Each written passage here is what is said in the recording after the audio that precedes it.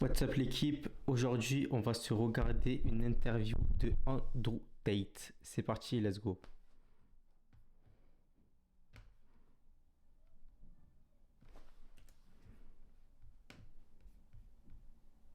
Gars, la saison 1 de l'émission Georges Janko touche à... Je serai honnête avec vous et j'ai effectivement du respect. Et vous m'avez donné beaucoup à réfléchir. Et sans être arrogant à mon niveau, il n'est pas souvent que je m'assois avec quelqu'un et qu'il me dise quelque chose qui me fait réfléchir. Mais tu m'as donné quelque chose à penser et je vais y penser. Yo les Sincèrement. gars, la saison 1 de l'émission Georges Janko touche à sa fin et honnêtement, du fond de mon cœur, je dois remercier chacun d'entre vous qui ont regardé. C'est littéralement un rêve. Je me réveille chaque jour et je ne peux pas croire. Ce que nous faisons, la saison 2 va même être plus grand, donc assurez-vous d'appuyer sur ce bouton d'abonnement, activez vos notifications parce que nous arrivons chaud l'année prochaine aussi pour célébrer la fin de cette saison. Nous avons ramené l'église de vêtements garçons. Alors si vous voulez cliquer sur le lien dans la description ou vous pouvez aller à theheartofdavid.co et obtenir vos affaires là-bas. Je vous aime, amusez-vous et passez un bon moment. Aussi, je vais lire les commentaires, alors commentez ci-dessous. C'est un Ensuite, épisode assurons-nous excitant. de ne pas décevoir, monsieur. Oh, pourquoi le feriez-vous? Putain! Fais-le. Juste fais-le. Cela me rend Juste- tellement nerveux que tout va Cool, je te bien. laisse dans une situation délicate. Andrew, bonjour, bienvenue. Bienvenue à l'émission Georges Janko et merci d'avoir terminé la première saison. Quelle belle saison. Quelle belle saison. J'ai apporté mes notes, mon pote, parce que je ne Merci. voulais pas venir jusqu'en Roumanie et puis genre oublié. Donc si tu me vois regarder, ne Ouais, t'inquiète c'est pas. un long chemin à parcourir, tu sais, c'est une partie du monde oubliée. Je ne suis pas roumain, mais j'ai certainement mis la Roumanie sur la carte. Je ne sens pas que quelqu'un ait jamais parlé de la Jamais. Roumanie. Et pourquoi êtes-vous venu ici? J'ai décidé de quitter l'Ouest. Je peux vous donner une réponse très heureuse et drôle. Voulez-vous un Andrew heureux et drôle ou un Andrew sérieux, comme si le monde finissait? Commençons. Il y a deux versions sombres. Je veux les deux. Je veux les deux versions. Bien de vous. sûr. Eh bien, je pense que le monde occidental est en sérieux déclin et que littéralement en temps réel, vous pouvez le voir se désintégrer. Donc, vous devez trouver un autre endroit où vivre et le monde n'est pas vraiment si grand. Je pense que les valeurs qui ont uni le monde occidental, à un moment donné, se sont avérées fausses et tout est un mensonge. J'ai l'impression que tous les critères avec lesquels vous pouvez mesurer le succès d'une société, le monde occidental échoue. Donc, une fois que vous acceptez cela, vous dites, d'accord, l'Ouest échoue, il est en déclin. Je ne peux pas vivre en Occident. Et puis vous regardez une carte et vous regardez.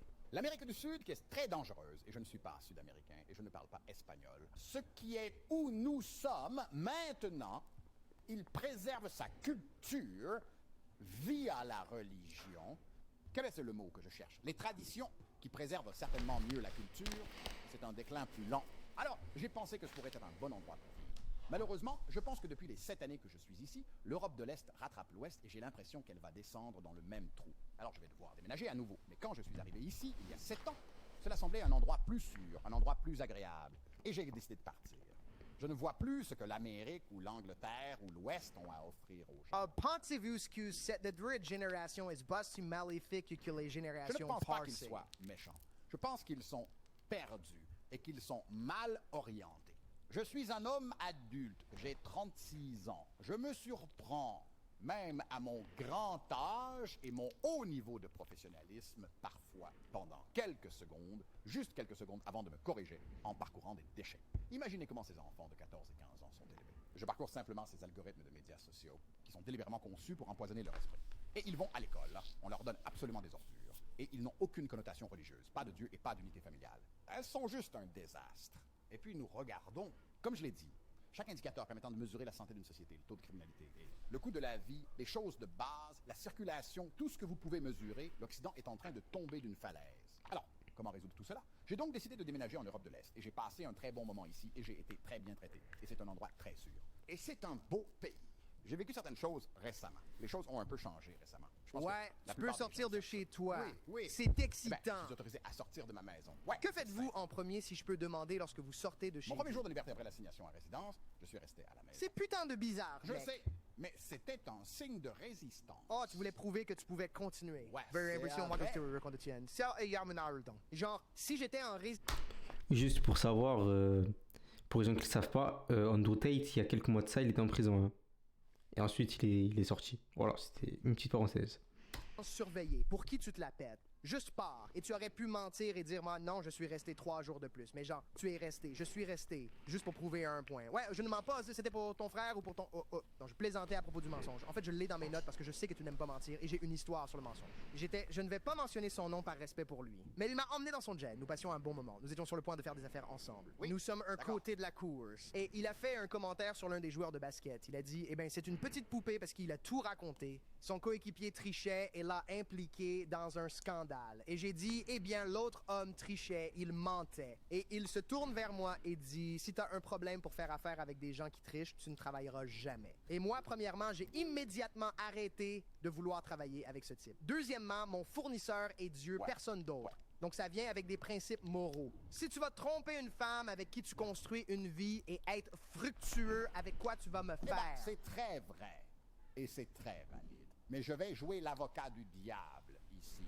Ce que l'autre personne a dit à propos de si vous avez des problèmes pour faire des affaires avec quelqu'un pour tricher, vous n'allez jamais faire d'affaires. Malheureusement, il a aussi assez raison. car Oui, c'est mais pas monnaie avec des courante. partenaires. Je ne pense pas que vous voulez faire des affaires avec un partenaire. Je veux dire, pensez-y. Il partage un lien de sang avec la personne qu'il vole. Je ne suis rien pour C'est lui. vrai, et c'est une logique infaillible. Donc, comment puis-je même, pour moi, ma fille, Anna Fisper, c'est ma partenaire? Je ne pourrais pas me concentrer si je devais venir faire cette interview avec toi et que je sais qu'elle est quelque part maintenant, je dois penser à ce qu'elle fait. Cela me détourne, moi. Donc, si je partage le pain avec un homme et que je fais des affaires avec lui, je ne peux pas perdre mon temps à penser à ce Et qu'il vous avez fait. tout à fait raison, et je comprends parfaitement cela, mais en tant qu'individu honnête, je dois m'asseoir ici et être honnête et m'analyser et analyser le mien. Les relations romantiques, suis-je totalement fidèle au sens traditionnel? Non. Pourquoi cela? C'est une bonne question. Je ne peux pas dire exactement pourquoi, mais je pense que probablement le plus grand déclin dans le monde occidental, je dois l'admettre, même si j'y participe et même si j'en suis coupable. L'échec du monde occidental est ce que les hommes et les femmes ne restent pas ensemble. Plus maintenant, je pense que cela résoudrait Et je beaucoup trouve de cela problèmes. très fascinant que tu saches bien que c'est le problème. Tu le vois. Ça apprenez aux hommes à être de meilleurs hommes et à résoudre leurs problèmes. La monogamie n'est pas un défi pour lui. La monogamie est une décision que chaque homme doit prendre. Mais pour prendre cette décision, il faut que tu t'assoies et décides, tu sais. Il y a peu. Cette femme mérite que je lui sois monogame, ce qui est bien. Je pense que le plus grand défi que les hommes ont dans le monde occidental aujourd'hui est de trouver une femme qu'ils croient mériter d'être monogame. Je ne pense pas que les hommes aient un problème avec la monogamie, autant que les hommes ont du mal à trouver une femme à qui ils croient vraiment qu'ils devraient être monogames. Aussi, c'est aussi quelque chose d'intéressant sur la monotonie, parce que nous pouvons en parler et cela peut Il être y a une un gars- conversation très intéressante. Au jour d'autrefois, les hommes de grande valeur, les hommes importants, les rois, les guerriers, avaient plusieurs épouses et ils devaient s'occuper des multiples épouses, ou ils avaient des maîtresses et ils avaient des enfants avec eux tous et ils devaient s'occuper de tous. Dans certaines cultures aujourd'hui, c'est toujours le cas. Dans certaines religions aujourd'hui, c'est toujours le cas. Dans le monde chrétien, dans le monde occidental, nous avons dit que c'est inacceptable. Nous devrions être monogames. Ouais. Mais ensuite, vous avez la majorité des hommes. Ceux qui sont monogames trompent. Ceux qui ne trichent pas utilisent parfois des prostituées ou vont parfois dans des clubs de striptease ou consomment de la pornographie. Alors, ils ne sont pas vraiment réellement loyaux. À déplacer l'idée qu'un homme aime 3 ou 4 femmes et s'occupe d'elles, d'un homme supposé aimer une femme et faisant beaucoup de choses en secret. Vous avez simplement subventionné la monogamie et vous l'avez tout supprimé vers la pornographie et la décadence. Alors vous devez vous asseoir et discuter. Pourquoi tant de décadence se produit-elle en Occident? Est-ce parce que nous ne permettons pas aux hommes d'être plus fidèles à leurs instincts? Ceci est tout nouveau pour moi et je parle comme je pense, mais regardons un autre exemple, d'accord? Eh ben, avant, puis-je Bien sûr. intervenir avec ça? Alors, quel est ton exemple, n'est-ce pas? Alors, j'ai un exemple, Christ. Me montre son chemin et je Oui. le suis un peu. Oui. Si je devais suivre les hommes et leurs besoins, je Oui, serais je ne pense pas qu'il brûlé s'agisse de demain. besoins. Je ne pense pas que les hommes trompent à cause des besoins. Moi, Je moi, pense- d'accord. Lex, les femmes trompent à cause de sentiments. Elles développent un attachement émotionnel envers eux. Les hommes trompent à cause de leur corps plus lassé. Je n'ai jamais entendu un homme dire « Homme, j'ai hâte de parler avec Bien sûr, je pense aussi que beaucoup de choses relèvent aussi de l'ego. Exactement. Donc, mais ego, qu'est-ce qui vient avant l'ego? Ou qu'est-ce qui vient après Ouais. l'ego? Ouais. Donc, Ouais, donc, mon truc est, oui, voici ma théorie. Quand j'étais dehors et que je m'amusais en tant qu'homme chrétien, j'attendais la bonne femme. Ouais, et je suis venu vers ce gars et il dit, je ne comprends pas. Je pensais que tu étais chrétien et je dis, écoute bro, je serai un bon chrétien pour un bon chrétien. Femme, quand je trouverai quelqu'un qui a de bonnes valeurs morales et je sais qu'elle me soutiendra et qu'elle le fera. Et quand Dieu me présentera cette fille, je le ferai. Sois un bonhomme pour elle. Et il m'a posé une question qui a changé ma vie à jamais. Il dit, si tu es le fils de Dieu et que tu demandes sa fille, pourquoi ce père te donnerait-il jamais une fille quand tu traites tout le monde? Comme des ordures. Et donc, je dois penser, je pense quand il s'agit de bénédiction, je crois que c'est donné par Dieu et pour passer à de nouvelles bénédictions, vous devez gérer ce que vous avez reçu. Donc, si on me donne la célébrité, l'argent et l'accès aux femmes, Dieu me surveille. D'accord? Vas-tu t'amuser? Agis comme une ordure. Être confié avec cette fille que j'ai ici. Un peu comme cette image où Jésus tient un bel ours derrière lui et ensuite tu t'accroches à ce style de vie que tu as encore.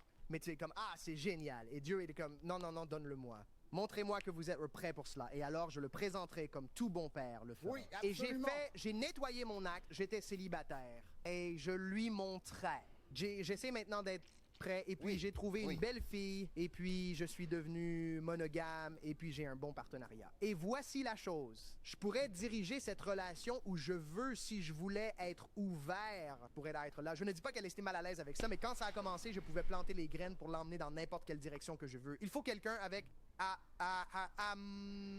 l'intégrité pour diriger une femme dans la bonne direction. Absolument. Je dis tout le temps aux gens, je suis en charge de cette relation, Dieu est en charge de tout. Alors quand ma fille me regarde pour diriger la maison, je dois diriger la maison, mais ce n'est pas à cause de l'exploitation minière. Parce que si c'était mes besoins, frère, elle serait sortie du froid comme ça. Elle n'obtiendrait pas le meilleur de cela. Mais maintenant, j'ai un Dieu qui me regarde et de l'argent, tu dois l'aimer comme tu aimes mon église. Tout ce que vous dites est complètement vrai.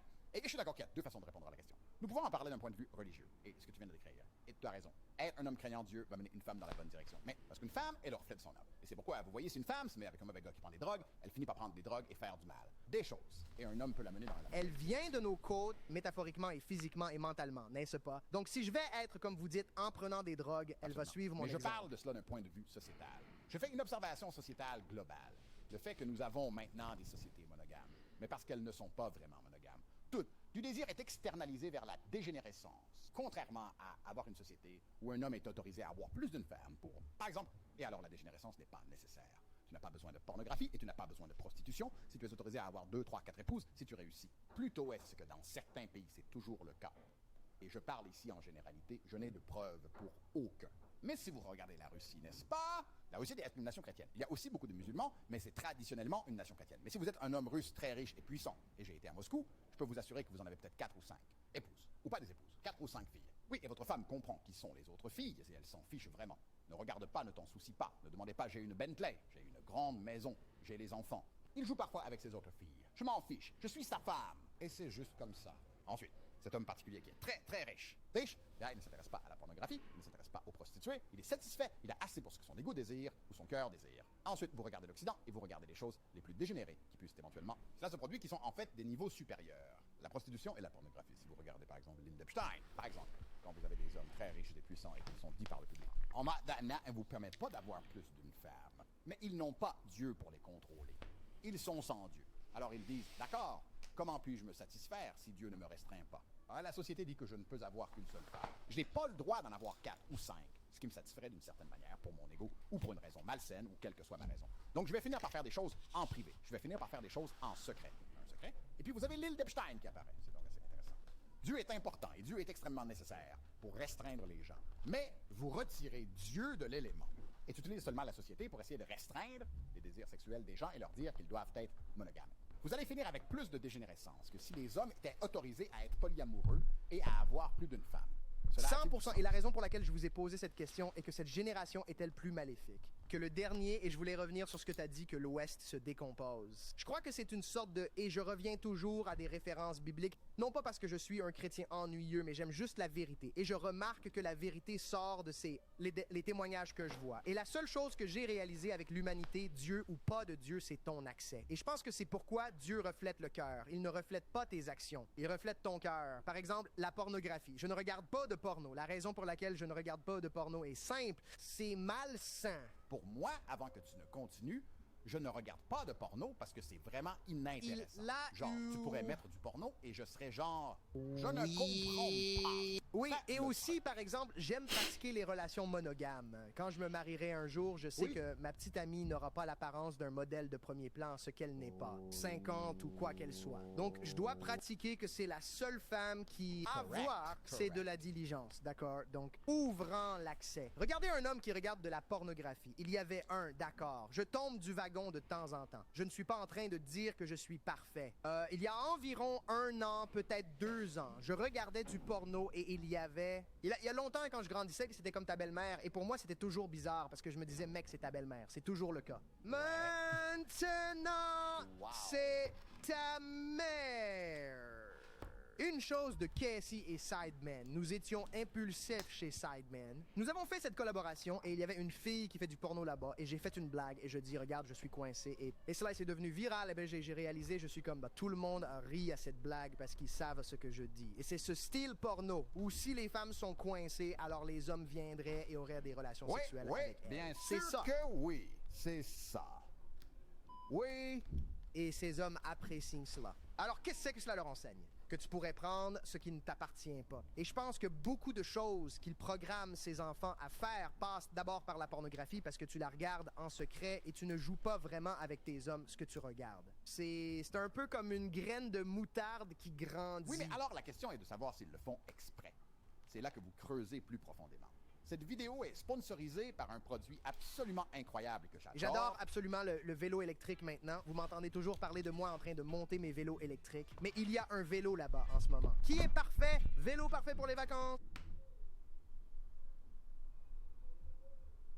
Je pense, je suis pas sûr et je n'ai jamais testé ça, je ne veux pas le découvrir. Je subis suffisamment d'attaques matricielles. Mais si vous deviez brûler un drapeau américain et un drapeau de la fierté, vous seriez puni plus sévèrement pour avoir brûlé le drapeau de la fierté. C'est un crime de haine. Donc tu dois vraiment alors comprendre.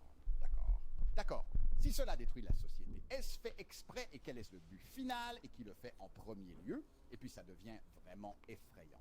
Je suis d'accord avec tout ce que vous dites sur la pornographie. Et je suis d'accord avec tout ce que vous dites sur la monogamie. J'essaie simplement d'analyser le monde et son fonctionnement réel et comment réparer ces choses.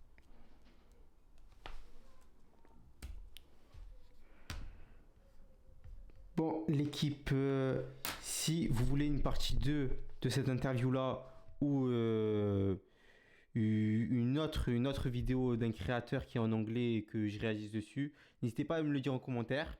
Et on se dit à la prochaine, l'équipe.